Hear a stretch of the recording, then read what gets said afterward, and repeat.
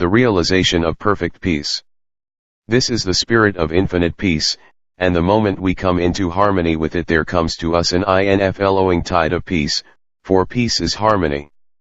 A deep interior meaning underlies the great truth: to be spiritually minded is life and peace.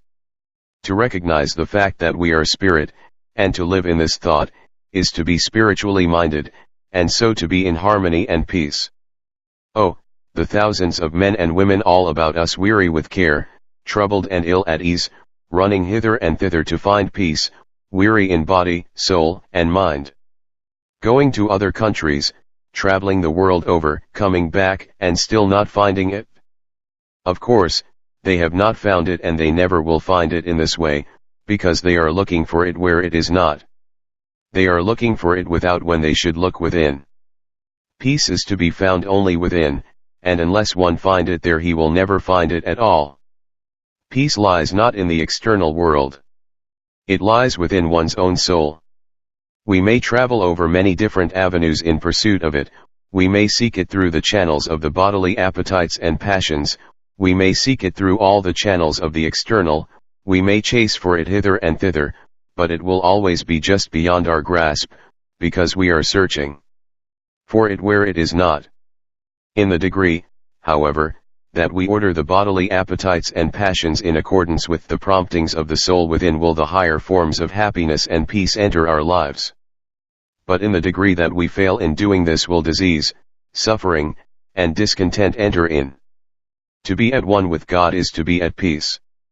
The child's simplicity is the greatest agency in bringing this full and complete realization, the child's simplicity that recognizes its true relations with the Father's life.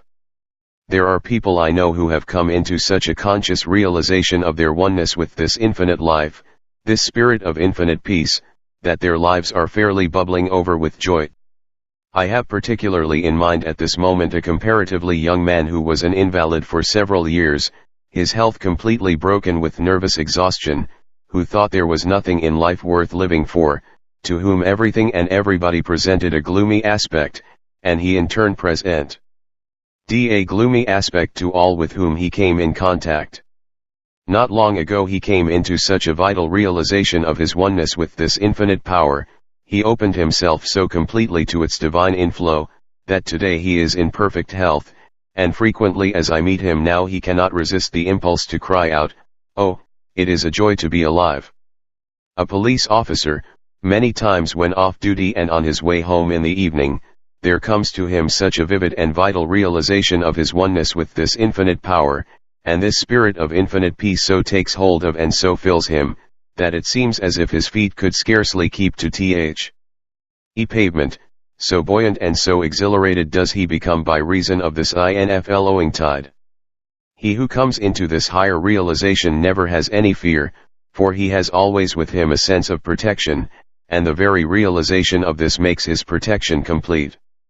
Of him it is true, no weapon that is formed against thee shall prosper, there shall no ill come nigh thy dwelling, thou shalt be in league with the stones of the field, and the beasts of the field shall be at peace with thee. These are the men and the women who seem to live charmed lives. The moment we fear anything, we open the door for the entrance of the actualization of the very thing we fear. An animal will never harm a person who is absolutely fearless in regard to it. The instant he fears, he opens himself to danger. And some animals, the dog for example, can instantly detect the element of fear, and this gives them the courage to do harm. In the degree that we come into a full realization of our oneness with this infinite power do we become calm and quiet, undisturbed by the little occurrences that before so vex and annoy us. We are no longer disappointed in people, for we always read them aright. We have the power of penetrating into their very souls and seeing the underlying motives that are at work there. A man approached a friend the other day, and with great show of cordiality grasped him by the hand and said, "Why, Mr. I am so glad to see you." Quick as a flash my friend read him, and looking him steadily in the eye, replied, "No, you are mistaken, you are not glad to see me, but you are very much disconcerted, so much so that you are now blushing in evidence of it." The man replied, "Well, You know, in this day and age of conventionality and form, we have to put on the show and sometimes make believe what we do not really feel. My friend once more looked him in the face and said, "Again you are mistaken.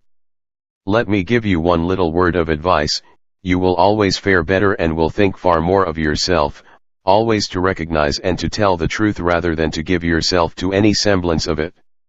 As soon as we are able to read people aright, we will then cease to be disappointed in them, we will cease to place them on pedestals, for this can never be done without some attendant disappointment. The fall will necessarily come, sooner or later, and moreover, we are thus many times unfair to our friends. When we come into harmony with the spirit of peace, evil reports and apparent bad treatment, either at the hands of friends or of enemies, will no longer disturb us. When we are conscious of the fact that in our life and our work we are true to that eternal principle of right, of truth, of justice that runs through all the universe, that unites and governs all, that always eventually prevails, then nothing of this kind can come nigh us, and come what may we will always be tranquil and undisturbed.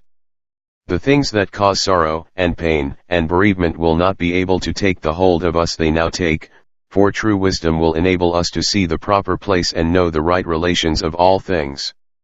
The loss of friends by the transition we call death will not cause sorrow to the soul that has come into this higher realization, for he knows that there is no such thing as death, for each one is not only a partaker, but an eternal partaker, of this infinite life. He knows that the mere falling away of the physical body by no means affects the real soul life. With a tranquil spirit born of a higher faith he can realize for himself, and to those less strong he can say, loving friends, be wise and dry straightway every weeping eye. What you left upon the bier is not worth a single tear, 'tis a simple sea-shell, one out of which the pearl has gone. The shell was nothing, leave it there, the pearl, the soul, was all, is here. And so far as the element of separation is concerned, he realizes that to spirit there are no bounds, and that spiritual communion, whether between two persons in the body, or two persons, one in the body and one out of the body, is within the reach of all. In the degree that the higher spiritual life is realized can there be this higher spiritual communion. The things that we open ourselves to always come to us. People in the olden times expected to see angels and they saw them. But there is no more reason why they should have seen them than that we should see them now, no more reason why they should come and dwell with them than that they should come and dwell with us, for the great laws governing all things are the same today as they were then. If angels come not to minister unto us, it is because we do not invite them, it is because we keep the door closed through which they otherwise might enter. In the degree that we are filled with this spirit of peace by thus opening ourselves to its inflow does it pour through us, so that we carry it with us wherever we go. In the degree that we thus open ourselves do we become magnets to attract peace from all sources. And in the degree that we attract and embody it in ourselves are we able to give it forth to others. We can in this way become such perfect embodiments of peace that wherever we go we are continually shedding benedictions. But a day or two ago I saw a woman grasp the hand of a man, his face showed the indwelling God, saying, "Oh, it does me so much good to see you. I have been in anxiety and almost in despair during the past few hours, but the very sight of you has rolled the burden entirely away." There are people all around us who are continually giving out blessings and comfort, persons whose mere presence seems to change sorrow into joy, fear into courage, despair into hope, weakness into power. It is the one who has come into the realization of his own true self who carries this power with him and who radiates it wherever he goes, the one who, as we say, has found his center. In addition, in all the great universe there is but one center, the infinite power that is working in and through all. The one who then has found his center is the one who has come into the realization of his oneness with this infinite power, the one who recognizes himself as a spiritual being, for God is spirit. Such is the man of power. Centered in the infinite, he has thereby, so to speak, connected himself with, he has attached his belts to, the great powerhouse of the universe. He is constantly drawing power to himself from all sources. For, thus centered, knowing himself, conscious of his own power, the thoughts that go from his mind are thoughts of strength. And by virtue of the law that like attracts like, he by his thoughts is continually attracting to himself from all quarters the aid of all whose thoughts are thoughts of strength, and in this way he is linking himself with this order of thought in the universe. Therefore, to him that hath, to him shall be given. This is simply the working of a natural law. His strong, positive, and hence constructive thought is continually working success for him along all lines, and continually bringing to him help from all directions. The things that he sees, that he creates in the ideal, are through the agency of this strong constructive thought continually clothing themselves, taking form, manifesting themselves in the material. Silent, unseen forces are at work which will sooner or later be made manifest in the visible. Fear and all thoughts of failure never suggest themselves to such a man, or if they do, they are immediately sent out of his mind, and so he is not influenced by this order of thought from without. He does not attract it to him.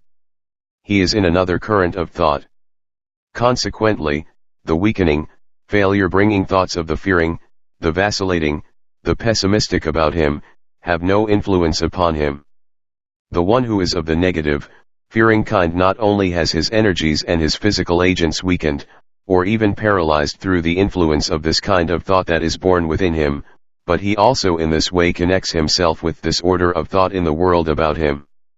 In addition, in the degree that he does this does he become a victim to the weak, fearing, negative minds all around him. Instead of growing in power, he increases in weakness. He is in the same order of thought with those of whom it is true and even that which they have shall be taken away from them. This again is simply the working of a natural law, the same as is its opposite. Fearing lest I lose even what I have, I hide it away in a napkin. Very well.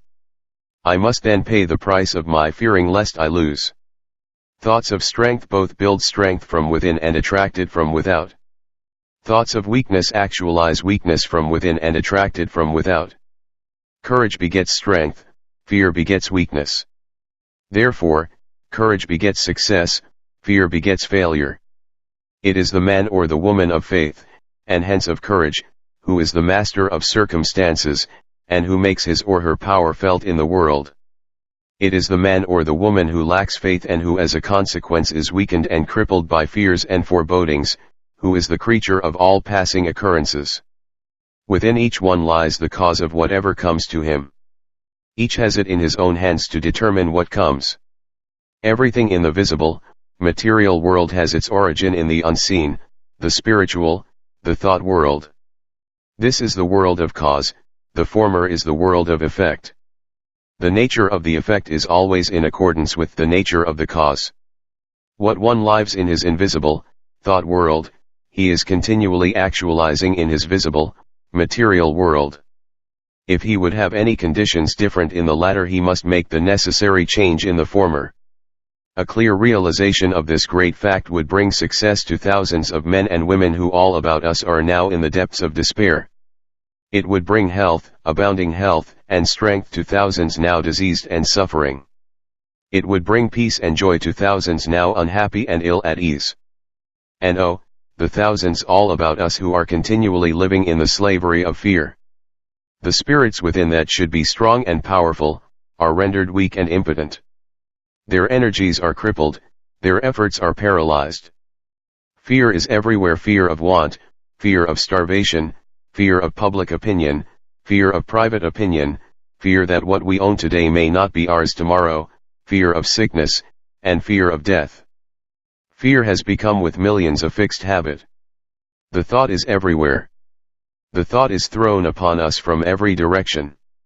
To live in continual dread, continual cringing, continual fear of anything, be it loss of love, loss of money, loss of position or situation, is to take the readiest means to lose what we fear we shall. By fear nothing is to be gained, but on the contrary, everything is to be lost. I know this is true, says one, but I am given to fear, it's natural to me and I can't help it. Cannot help it? In saying this, you indicate one great reason of your fear by showing that you do not even know yourself as yet. You must know yourself in order to know your powers, and not until you know them can you use them wisely and fully.